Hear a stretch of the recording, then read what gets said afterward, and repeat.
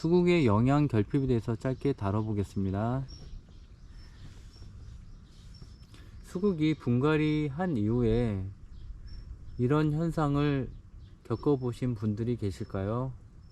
수국의 잎이 황백화되거나 누리끼리해지거나 신초 부분이 말리거나 반점이 생기거나 불구스름해지거나 전체적으로 이렇게 비실거리는 이 묘목은 작년 11월에 삽목했던 묘목입니다. 뿌리가 잘 나서 2주 전에 분갈이를 하였습니다. 분갈이를 하였는데 그 이후로 초록초록한 이 초록색 이파리들이 누리끼리해지면서 이 엽록소들이 다 어디로 도망을 가버렸습니다. 색이 꼭 단풍 든 것처럼 돼버렸어요. 왜 이런 현상이 나타났냐면 흙이 문제였던 겁니다. 분갈이를 하였는데 어떤 흙에다가 제가 분갈이를 하였냐면 삽목 전용 흙이라고 있습니다. 아주 삽목이 잘 되는 것들은 흙도 재사용해서 막 꽂습니다. 아무데나 꽂아도 잘 사니까요. 그래서 재사용 몇 번 했던 흙에다가 뿌리 내린 묘목을 심었더만 잘 자라기는 커녕 이렇게 비실거리면서 살아만 있습니다. 지금 생장하기는 거의 힘들어 보입니다. 전혀 크지 않을 것 같습니다. 전혀 클 수도 없고요. 식물도 먹고 살아야 되는데 먹을 것이 없습니다. 그 첫 번째로 질소가 없습니다. 질소. 식물은 질소가 꼭 있어야 살 수 있습니다. 식물이 물이 없이 살 수 없는 것처럼 식물은 질소가 없이 살 수가 없습니다. 질소는 식물의 단백질의 구성 요소이고 저희가 유전자, 세포의 유전자 이렇게 얘기할 때 유전자의 구성 원소입니다. 식물의 DNA를 만들기 위해 질소가 다량으로 필요합니다. 그러면 한번 적용시켜 보겠습니다. 식물 세포를 구성하기 위해서 질소가 꼭 필요하다는 이 원칙을 가지고 이 식물을 진단해 보겠습니다. 보세요. 식물 세포를 구성하기 위해서는 질소가 꼭 필요합니다. 잘 보세요.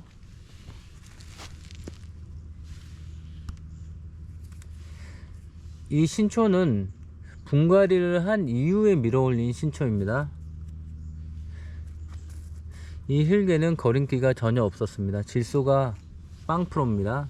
제가 장담할 수 있습니다. 왜냐면 질소는 용탈이 잘 되니까요. 이 질소는 다 어디로 도망가고 없었을 것입니다. 삽목용으로 몇 번이나 재사용했던 흙이니까요. 질소는 땅에 있기를 싫어합니다. 하늘에 속해 있기 때문에 그래요. 질소는 땅에 있는 것을 아주 싫어합니다. 질소는 자꾸 하늘로 가려고 합니다. 원래 질소는 공기 중에 가장 흔한 원소이지만 땅하고는 좀 친하지 않습니다. 아까 설명해 드린 대로 식물이 세포 성장을 하기 위해서는 질소가 꼭 필요합니다. 유전자를 구성해야 되고 단백질을 구성해야 합니다. 이 신초를 뽑아 올렸잖아요. 이 질소는 그러면 세포가 이렇게 엄청나게 많은 세포가 이렇게 만들어졌다는 겁니다. 이 신초는 다 세포로 구성되어 있잖아요. 이 줄기도 마찬가지고 줄기, 입자로, 인맥, 엽록소 수많은 세포가 이렇게 새롭게 만들어졌는데 이 질소는 도대체 어디서 왔을까요? 질소가 없었다면 도저히 만들어질 수 없는 것들입니다. 근데 토양에서 오지는 않았습니다. 토양에서 오지 않았으면 어디서 왔을까요? 바로 기존의 잎과 줄기에서부터 온 겁니다. 이 식물체가 원래 가지고 있었던 질소, 그 질소가 이렇게 이동한 겁니다. 그러면 여기에는 질소가 남아있을까요? 없을까요? 남아있지 않습니다. 그래서 황백화 현상이 발생한 겁니다.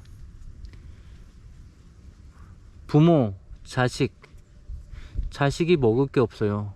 부모가 자기가 먹을 것을 포기하고 자식에게 먹을 것을 주는 것처럼 기존의 잎들이 자기가 가지고 있던 질소를 포기하고 생장을 위해서 질소를 신초에 밀어준 것입니다. 사람과 똑같아요. 참 놀랐습니다. 자식을 살리기 위해서 부모가 희생하는 그런 모습을 꼭 빼닮았습니다. 이게 당연한 위치겠죠. 어린 것들을 살려야 하니까. 식물은 참 신기해요. 동물의 세계도 그렇고요. 이 어린 것들을 살리기 위해서, 자식들을 살리기 위해서 최선을 다합니다. 자기 새끼들을 살리기 위해서 최선을 다해요. 우리 인간만 그런 게 아닙니다. 이 식물도 그렇습니다. 너무 놀라워요. 식물이 자라고 크기 위해서 질소는 꼭 필요하다. 근데 질소는 원래는 토양에 있다.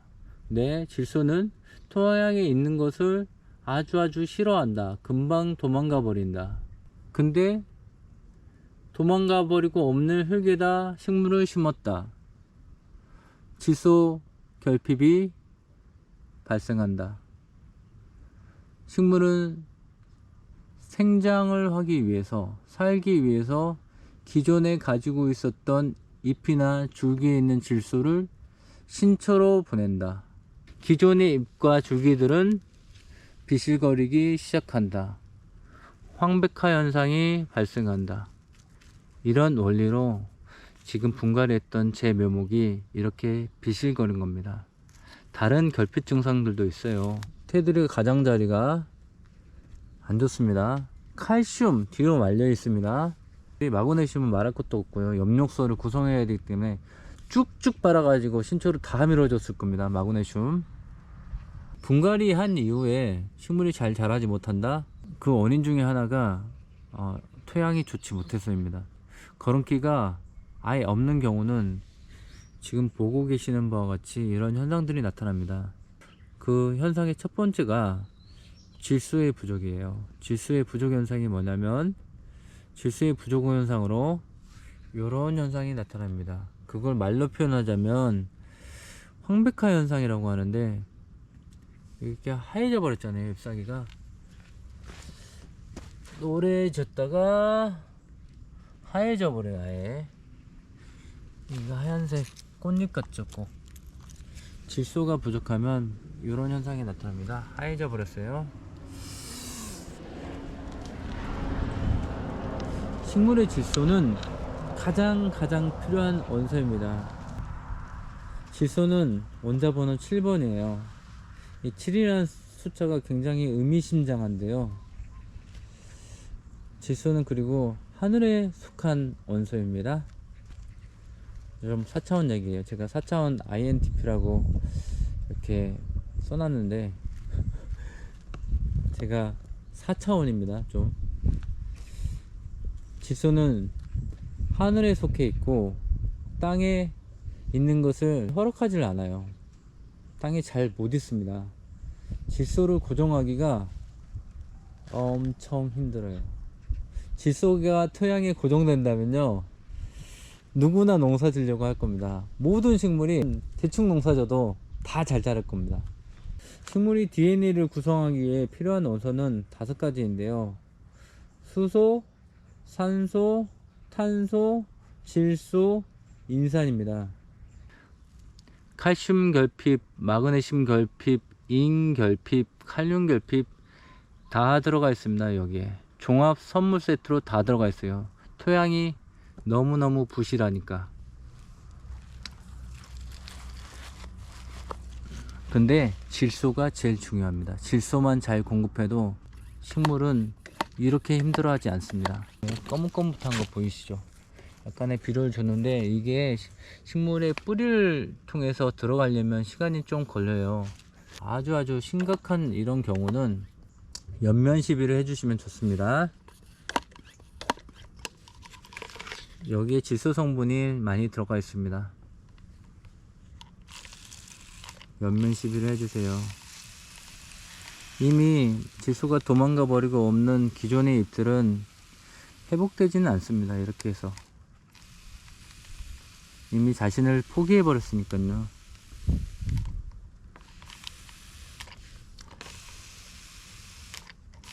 멋지지 않나요? 자신을 희생해 버려요. 과감하게. 야, 인간은 그런 사람들 거의 없죠. 부모 자식 간에는 근데 그게 신기하게도 일어납니다. 그 희생을 기쁘게 생각해 버려요. 그리고 부모 자식 이렇게 연면 시비를 하였습니다. 이제 질소가 하루 정도 되면 들어가서 초록초록해질 겁니다. 초록초록. 근데 이렇게 초록거리지는 않겠죠. 몇 번 더 해주고, 또 기본적인 원칙, 질소가 식물에 흡수되는 기본적인 원칙, 뿌리로부터 공급을 받아야 나중에 이렇게 초록초록 거릴 것 같습니다.